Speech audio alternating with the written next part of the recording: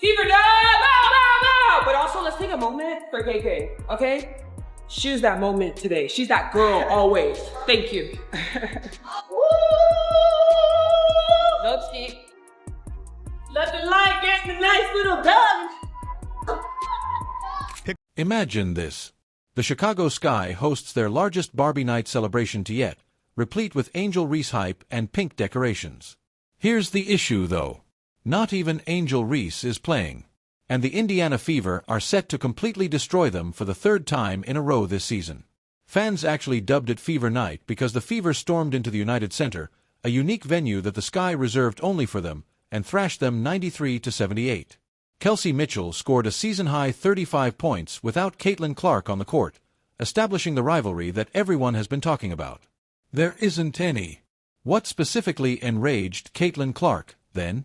Please leave a comment below if you're a fan of the Fever. Energized. Come on. The Indiana Fever walk in to Chicago, the United Center, no Caitlin Clark, and they walk out with a W 93-78. The media wants you to think that we're witnessing the most intense rivalry in the history of women's basketball. Every time their teams play, Caitlin Clark and Angel Reese, two sophomores who went on to become superstars, battle it out. ESPN develops it. Social media erupts. And everyone behaves as though Magic vs. Bird is being replayed. The narrative flows naturally. Indiana vs. Chicago, Iowa vs. LSU, and the Rookie of the Year contest. However, when the real outcomes on the court demonstrate otherwise, there is no rivalry. Let's go. Yep. Can't that be able to sit though. The really good thing about having quality depth is when you don't have it, somebody else does. And KK? Yeah! Way to step up. Chloe, great job coming in. Good job. Lex, way to come in and make an impact. Kels, just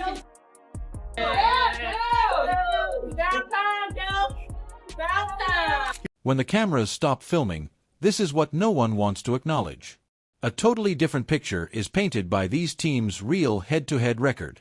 In their last 7 meetings, the Indiana Fever have completely destroyed the Chicago Sky 6 times. There is no rivalry there. There is a systematic beating that keeps going. Let's focus on this particular season. Now, the Fever have defeated Chicago 3 times in a row, outscoring them by an absurd 77 points in each contest. Take a moment to consider that figure. 77 points. That is more than a full game's worth of points distributed over only 3 games. Indiana crushed them by a score of 35 in their first meeting this season. They thrashed Chicago by 27 points on the second. And now, this most recent the Barbie Night catastrophe. Another explosion of 15 points. One-sided. This is absolutely a one-sided rivalry. And we've got to say it like it is. Like, we can't say Caitlin needs to do this, Caitlin needs to do that. Let's be real. The only reason this is still a rivalry is because the other side of the rivalry won't stop it. And by the way, it is extremely beneficial for Angel Reese to be in this rivalry. Because it sells, the media continues to promote this story. 2 up-and-coming talents with dissimilar personalities and playing styles. However, the whole rivalry notion utterly collapses when you watch these games, see the final scores, and realize how one side constantly outperforms the other. This is when Chicago's situation becomes quite embarrassing. On their biggest promotional night of the season, the Fever entered their home court and dominated them despite the absence of Caitlin Clark. The Sky got completely thrashed by a Fever squad who was missing their greatest player, planned this special game at the United Center, and came up with this full Barbie theme around Angel Reese. This is a fake one-sided rivalry. We got Angel Reese taking more shots at Caitlin Clark unnecessarily. What implications does this uneven record have for the future? It indicates that one franchise is creating something unique while the other continues to plan more games in the hopes of achieving other outcomes.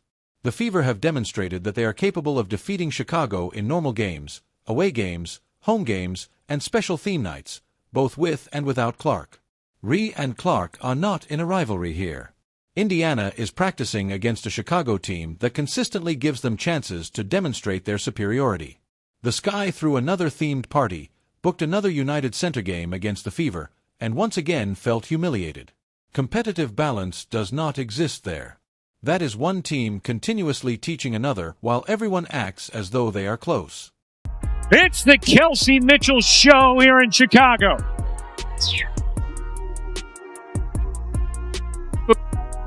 Mitchell into the paint, able to lay it in. To Mitchell, she'll fire. You bet. Deflected, gets it back, and hits from three. See Mitchell, her 7th-3 of the day. Knowing that she would have to shoulder the scoring burden in the absence of Caitlin Clark, Kelsey Mitchell entered the United Center. The veteran guard had been dependable throughout the season, but what transpired next cemented her place in the annals of Fever history. Mitchell shot an unbelievable 12 of 19 from the field and made 7 three-pointers in 10 attempts, exploding for a season-high 35 points. When your team needs you the most, that's 70% from beyond the arc. Mitch put him in a ditch, and Michaela Timpson treating the Chicago Sky like a bunch of Simpsons. Oh boy, oh boy, oh boy. Kelsey Money Mitchell erupted today. Michaela Timpson continues to show every time you put her in the game, every time you give her some actual quality minutes, she will not disappoint. This is where things start to get truly unique. Mitchell did more than simply score. In the process, she made franchise history. She became one of just 5 players in Indiana Fever history to record 35 points, 5 assists, and 5 three-pointers in a single game, joining Caitlin Clark in that distinction. Consider that exclusive group. Never more than 2 players. Additionally, Mitchell recently secured a slot on Chicago's Barbie Night. On 6 of 10 shooting in the corner, Mitchell connects. On a 3, Indiana needed that. It's a 2-point game. There's a chance that gets changed to a 3. Mitchell looking to respond, and does! Things tightening at United Center. Mitchell has it deflected, gets it back, and hits from 3. Mitchell's preparation was very beneficial. She worked with a football coach and trainer during the off-season, concentrating on defensive back drills to enhance her lateral movement and footwork. When she needed to get to her positions against Chicago's defense, those cuts and angles she had practiced came into play. Each shot appeared fluid. Every motion seems effortless. Indiana run after Chicago had cut it to 2. Poked away by Timpson. There's the deflection. Off to the races. Timpson finishes strong, forcing a timeout from Chicago. A 9-0 Indiana run, and the lead is back to 11. Michaela Timpson, the rookie, all season long, when she's gotten minutes here and there, has made the most of them. We've seen it on the offensive end. Then here, just getting her arms in the passing lane, the deflection, finishing a tough look. Mitchell was not by himself in this masterclass, though. With 14 points on 6 of 8 field goals, Michaela Timpson put up the best game of her early career. When the lights were at their brightest, that equated to 75% efficiency. After the game, Mitchell lauded Timpson, referring to her as the ultimate pro and emphasizing her constant preparation. Timpson exudes a calm assurance that emerges when you need it most. How have you seen her improve and become more comfortable throughout this season? She's amazing. One of the best rookies I think I've ever come across of. She's I don't know how to say it, like the ultimate pro. Shows up, no problems, nothing. When you have locker room culture happening, you need great people to make it greater, and I think we got a good addition here, so shout out to KK. The newest member of the Fever also had an instant effect. On July 25th, Chloe BBY signed a 7-day contract and scored 8 points in 10 minutes of play. Aaliyah Boston's ability to extend the floor and make room for her was commended by coach Stephanie White. That's precisely the type of immediate output you want from a new hire. By Williams, Hull gives it up. Chloe Bibby able to drain the 3. Recently signed when they play Indiana. And right now, Cardoso answering the bell really nicely. 12 points, 7 rebounds. Bibby again. How about the stroke of Chloe Bibby? Speaking of Boston, she scored 14 points and pulled down 11 rebounds to record her 3rd consecutive double-double. However, her influence extended far beyond the box office results. 2 steals, 2 blocks, and 6 assists. Chicago has no response to Boston's all-around skill, which impacts every possession on both ends. Cardoso running the floor. Gets denied by Boston, returning the favor. Boston finds the cutter. It's Timpson who lays it in. That ends the 11-0 run. Here's Mitchell. Slips it in, wide open. Boston tracks it back down. Off to Boston. Backdoor, Mitchell the cut, and the finish. Tough bucket from Kelsey Mitchell. When the Sky attempted to run, Lexi Hull delivered clutch shots. She made some difficult shots that sent the visiting supporters into a frenzy, but her timing and shot choice prevented Chicago from gaining any momentum. Here's Mitchell, who has 15 in the quarter and a season-high 6 made threes. Hull will fire and hit at the horn. Big finish to the third from Indiana. Throughout the season, Coach Stephanie White has discussed the importance of having a deep team.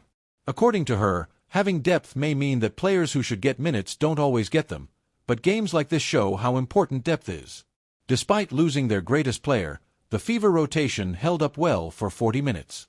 Something significant was just demonstrated by this supporting cast. Caitlin Clark and 4 other players are not the only members of the Fever. They can defeat anyone on any given night because they are a complete squad. This squad continues to win games even when Clark, dressed in casual clothes, stays on the bench signing autographs and supporting her teammates. The greatest Barbie Night celebration of the season was meticulously planned by the Chicago Sky. The United Center was decorated in pink. The entire event revolved around Angel Reese's Barbie persona, and the gift store was brimming with unique products. In an effort to offer their supporters a memorable evening and give their team a lift versus Indiana, the Sky marketing team intentionally booked this game at their premier venue. 500 points, becoming fastest Fever player ever to do so in a season. Yay!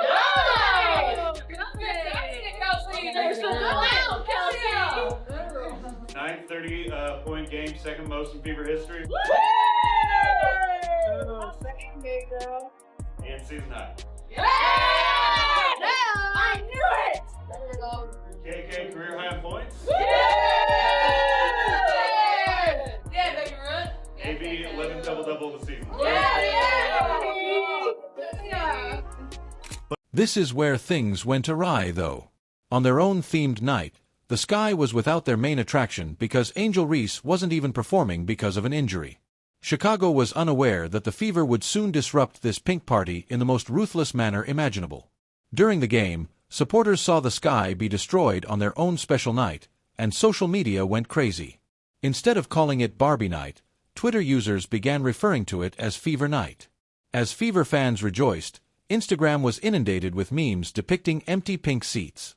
Users made fun of the advertising in TikTok videos, saying that the Sky ought to have named it Mitchell Night following Kelsey's 35-point explosion. Let's check this out right here. Of course, this is supposed to be the arena that Angel Reese built, right? Question mark? Caitlin Clark right here signing autographs. Look at these fans. Are you kidding me? I mean, seriously. This person over here, show us Barbie. Yeah, not lined up for Barbie. In Barbie's own arena. Glad to see Chicago giving Barbie a welcome to Sophie Cunningham. Then, the entire celebration felt hollow because their star player was not there. The Fever dominated every facet of the game, which disappointed the fans who had come expecting to see Angel Reese dominate. Rather than serving as a backdrop for Chicago's achievement, the pink decorations served to highlight Indiana's supremacy. Furthermore, it would have been a blowout whether or not Ree was present. In his dejected post-game remarks, Coach Tyler Marsh acknowledged that teams had discovered ways to take advantage of Chicago's vulnerabilities. As he discussed players not following the game strategy and continuously making the same mistakes, it was clear that he was frustrated. I'm beginning to suspect the Indiana Fever are a better team than the Chicago Sky. Don't ask me why I believe that or think that. It's just a sneaking suspicion that I have. I mean, it could be the fact that the Fever spank them every time they play? Could be that. Maybe it's that. I mean, you can date back to last year, but this year, the Fever spanked the Sky in the season opener. The team's attitude was encapsulated in Rachel Bam's post-game demeanor. She essentially said that the club entered the game with a screw-it mentality, which speaks much about Chicago's level of confidence. It's a major issue when your own players acknowledge that they lack mental preparation. The worst kind of shame is when the visiting team totally ruins your greatest promotional event. In a lot of sections, Fever supporters outnumbered Sky supporters. The cheers for the Indiana players were louder than those for the Chicago team. The mood was less celebratory and more akin to a heated home game. On social media, fans literally changed the event's name, and that moniker persisted all evening. Seeing your own advancement turn into someone else's victory celebration hurts more than anything else. For Indiana. Now, one thing that we talked about the other day in New York, but you just have to appreciate about Caitlin Clark in these games, she knows a huge portion of these fans were hoping to see her play, and obviously they're not getting to. But she goes out of her way to make sure pregame she's signing autograph after autograph. The most embarrassing night in Chicago just revealed the unavoidable truth. The Indiana Fever are doing more than just winning games. They are demonstrating which team in this league has a genuine future. This wasn't just another scheduled victory. This was a declaration regarding the direction both teams will take in the upcoming years.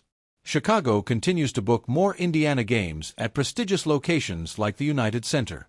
They continue to provide special promos and themed nights, but the Fever keeps showing why that was a grave error. Chicago is reminded of the distance between them each time these teams play because Indiana always wins. Let's discuss the true significance of this 6-1 dominance over 2 seasons. While the Sky continues to hold out hope that things will miraculously improve, the Fever are creating something sustainable.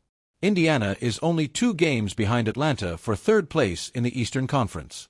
With or without their best player on the court, they're making a significant impact in the playoffs. Talked about the other day in New York when it was 108 autographs that she signed. Well, today signed over 200 autographs.